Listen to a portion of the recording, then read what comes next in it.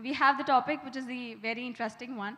AI, the use of AI in finance department is still at the nascent age, but it's now becoming a priority for CFOs. CFOs traditionally have dealt with data, tracking the cash flow or the performance, but we are here to discuss how would this metrics change and what transformation have they observed in last 2 to 3 years. I welcome you all. And can we start with Akshay? What transformation, you coming from the other end, I mean opposite from the legacy companies, how are you helping the brands to come forward in the times of tech-driven world? Thank you. So I come from Axio, which was formerly known as Capital Float. We're a digital lending platform. So tech is centric to everything we do, right, from underwriting to collection. So the way we have been using our models is to obviously better improve our underwriting capabilities to a large extent.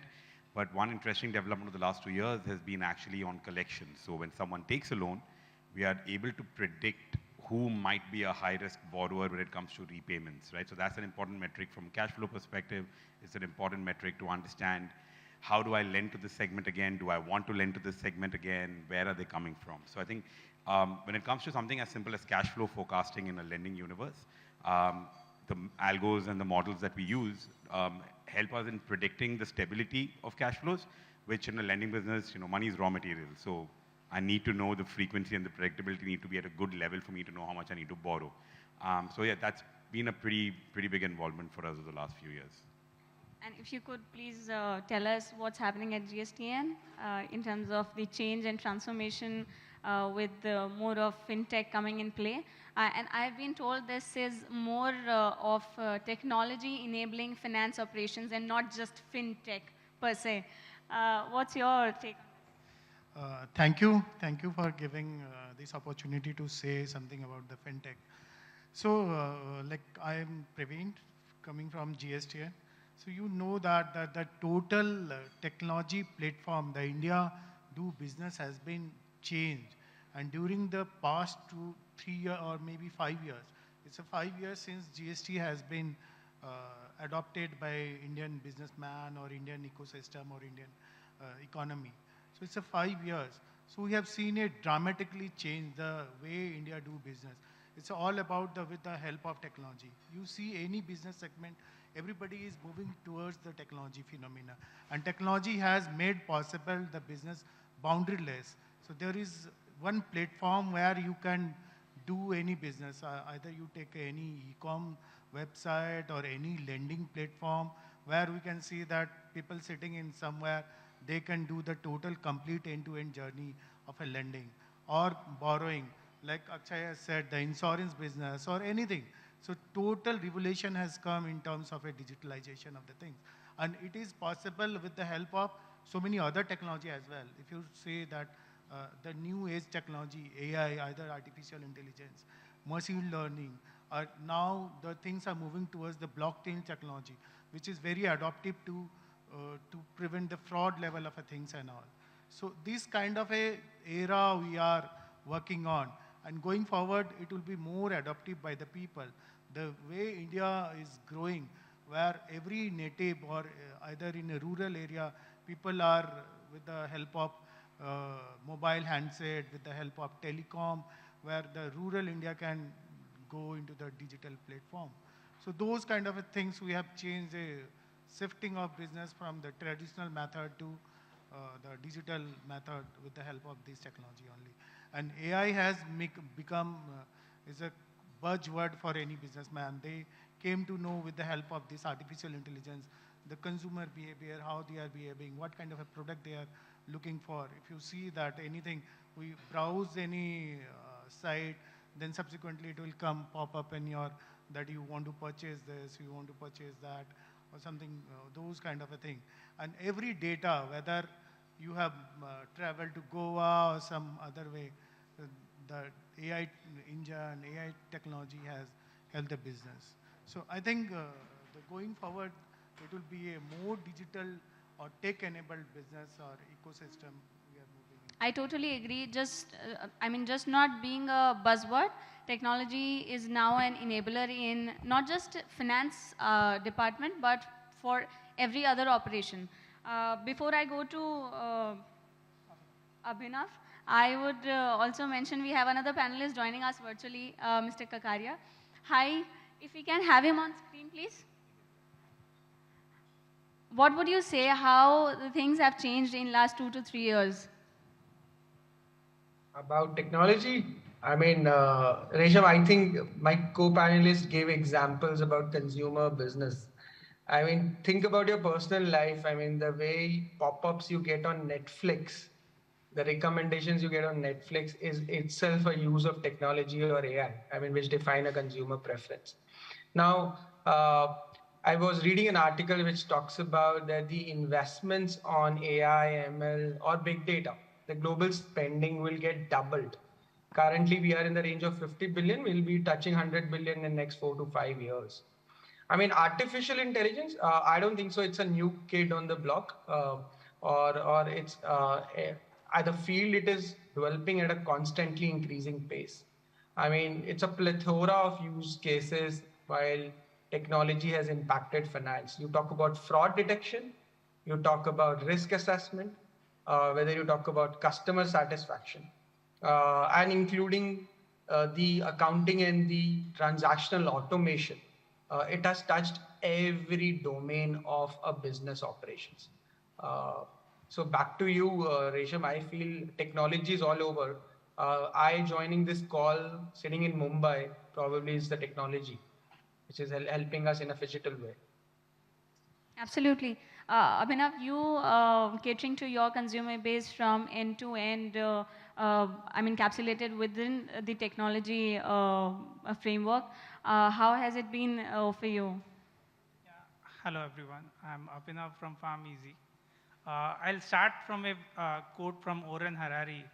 Uh, Electric bulb is not a improvised version of candle. Whatever improvisation, evolution you do in a candle, that will never become a electric bulb. Similarly, the world is changing very fast, and future belong to those who are fast in adopting changing business dynamics, changing technology, adopting changing technological landscape. So if you don't cope up with the new age technology, you'll be out of the business. And this is happening in many ways. We use, there might be people who are thinking AI is future. Let me tell them that AI is present. Future will be something else. We are using AI. See, we are using Siri on iPhone. This is what? This is AI only.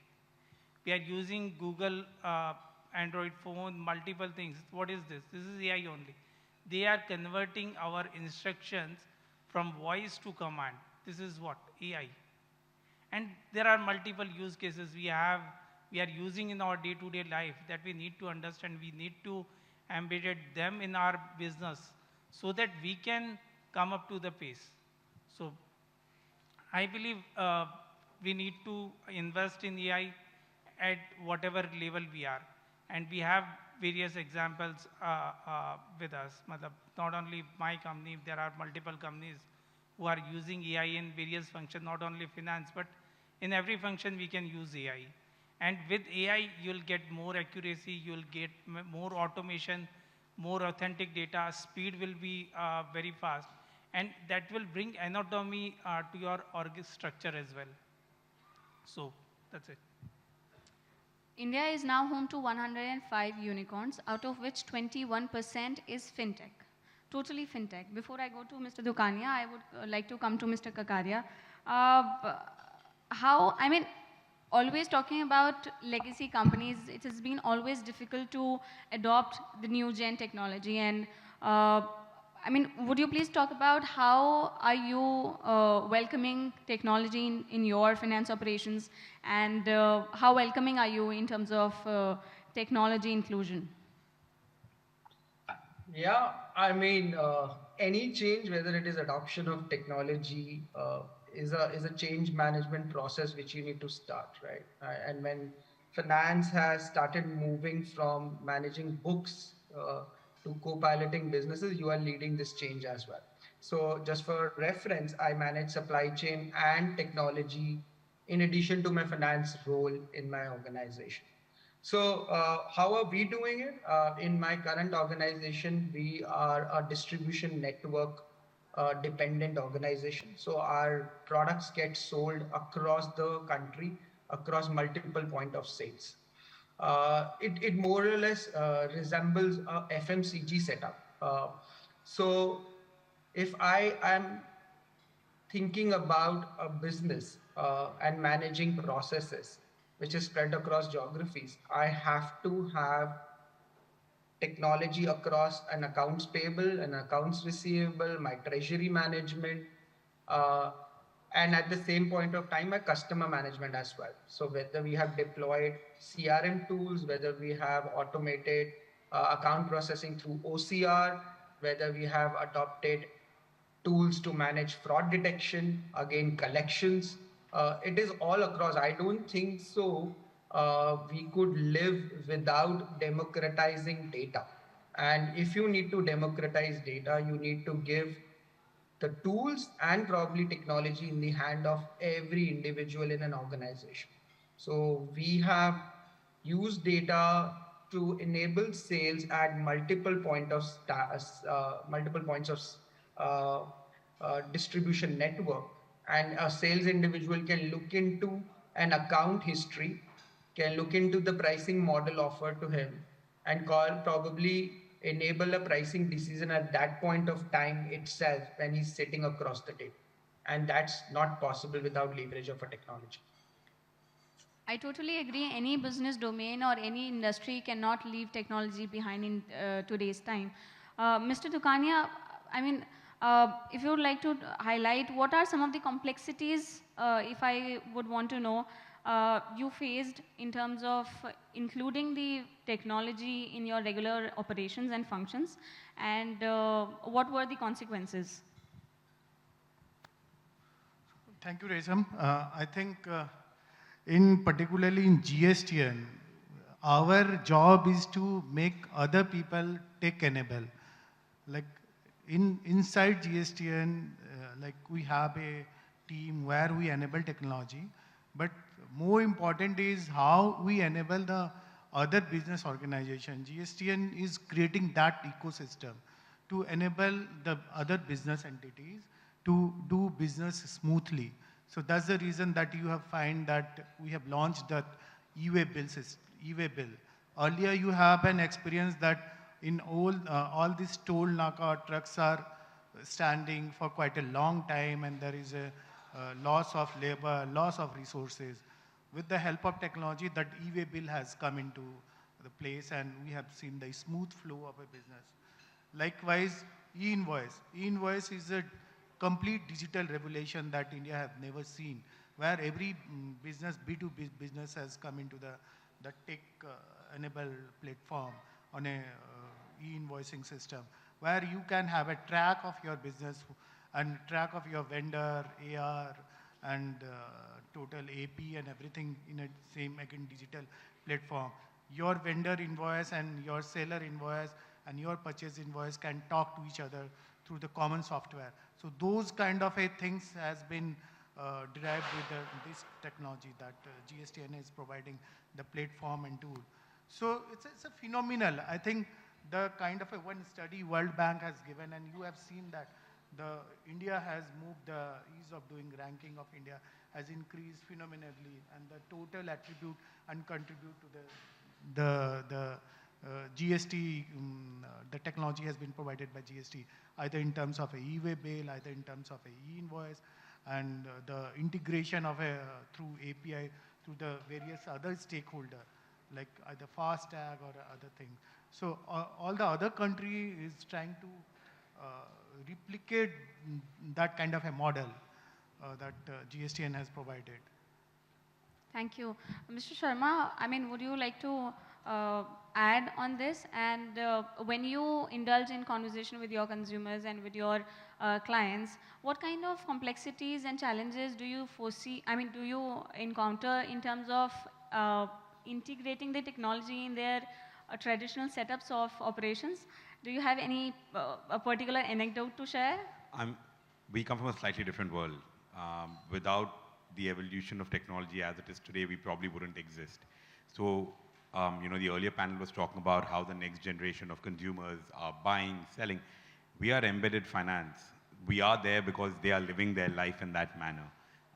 We are there because that is the only way we think India is going to live going forward. So for us, it is very important that we get there while they're living. So our idea is, catch the next generation of leaders, professionals early on, get them used to it, because this is a generation that's lived on the phone. They don't know anything apart from their phone. They never went to a bank to deposit a check because UPI has kind of made that redundant to a large extent. So we only know how to talk to them through technology. If you ask us to probably set up branches across the country, we'll be terrible at it because we have no idea how to do that. I'm very happy to put an app on their phone, talk to them through various e-commerce platforms I've integrated with, and kind of, make their ability to look for financing very easily. So we come from a more different world than I'd say more the traditional players. You are trying to be a step ahead before the world reaches there. I mean, I think the consumers are normally a step ahead. We're just trying to give them what they think they want, or, it's how they say, consumers don't really know what they want till you give it to them. We're just experimenting in that domain, right? We know they're online, we know they're digital, but what kind of process would they enjoy more? And obviously, we have regulations to take care of, so RBI is a very key stakeholder in all of this. So we need to make sure that they're okay with the ideas that we come up with. So it's a balance between, the regulator, compliance, what consumers want, and what we think are really awesome ideas. Thank you so much. Mr. Jain, if you can discuss a little bit on the data security part. When you are addressing the consumers' dynamic demands in order to assist them with technology integrated systems, do you think a larger question of data security arises, and how are you handling it? See, in today's world, data is the new fuel, which will fuel the growth of various corporate and various companies. So we need to ensure there's enough security, because we guys are dealing with end consumer data. Need to ensure there's enough security, enough encryption is there, so that nobody can hack the processes, nobody can use their data. Apart from that, we guys are dealing with various stakeholders. We need to ensure the data, when it is passing from our system, is completely encrypted, and nobody can decrypt this data without our confirmation. Mr. Kakarea, you managing a luxury brand, how do you look at this perspective of data security and, controlling it in a secure manner? How are you handling this aspect of the business? Yeah, if you reflect back on data security, the last couple of years have become much more challenging for businesses. You get impacted not only by Indian regulation, which is evolving and which we are dealing with. We are getting impacted by European regulations like GDPR. Then the Indian government has started thinking about data residency as well, right? Whether it has to be hosted on Indian servers or not. So the investment on technology, the investment on cyber security, and the investment on hosting the data on the safest place is become much more relevant now. The privacy laws across the globe are becoming more rigid, and I think India will follow that same path. So the investment on cyber security will be a huge pool in your technology spends, and I think we are following our global standards here as well. Before we wrap up, I would like to know, how do you think, with the onset of technology, Fintech is not far behind. How do you see the future coming up to you guys as the business stakeholders and belonging from a finance department? How do you see things changing in future? Everything is evolving. Earlier, the finance is more of a as-is kind of a thing. What is in the finance? We need to get a report, MIS and other things. Then you have to be more of a futuristic. Now, with the help of technology, you have to predict it for 5 years, 3 years and all. And you can do that with an accuracy. So with an AI, ML technology and with the other technology, so finance role will be more critical and crucial. where the board, management, your investor, CEO want to know how you see the prediction, how you see the uncertainty, how you mitigate the risk. So those kind of a thing is possible with the help of technology. When you see that with the help of a data, how and with the various algorithm you can run the platform, how the different metrics is behaving, you can get that prediction on. And one has to always, the finance fraternity is always on the learning mode, either from the regulation perspective, day in, day out, the various regulation is changing, either in RBI law, taxation law, company law, and other things. So they have to keep learning those. Vis-a-vis, they have to learn the few things and learn the new adaptive technology. So they have to be keep abreast themselves on a various aspects. So that's what I see the finance profession would be going forward. Indeed, I agree. Artificial intelligence, machine learning, hyper-automation is coming in order to ease the finance operations, not just the finance operations, but in the other domains of the business as well. Mr. Jain, would you like to add something? Yeah, earlier it used, team used to put effort to bring the data. Now team is putting effort to bring insight from the data, because data is done by machine, robots who are working on various systems, and they are putting a synced data with various, in our company we use multiple systems, and through AI we are getting a filtered data which is far more accurate, far more I'll say automated, and effort now team is putting on bringing insight from the data, which is more important, which in earlier version of finance was kind of missing, or little efforts were being were put on bringing insight. But now team is putting more effort or more portion of their time in bringing insight from this data, and this is helping new age companies growing faster. This is helping companies to take robust decision, speedy decision, accurate decision, and this is helping new age companies to having competitive advantage over traditional players. Mr. Dokania rightly mentioned about these times being very volatile and dynamic.